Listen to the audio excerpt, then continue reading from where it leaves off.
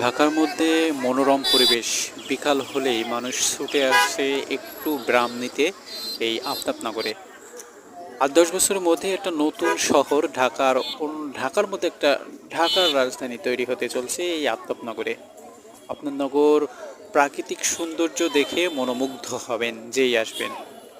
চারিদিকে শুধু সবুজে ঘেরা। যেদিকে তাকাবেন শুধু চোখ জুড়ানো এবং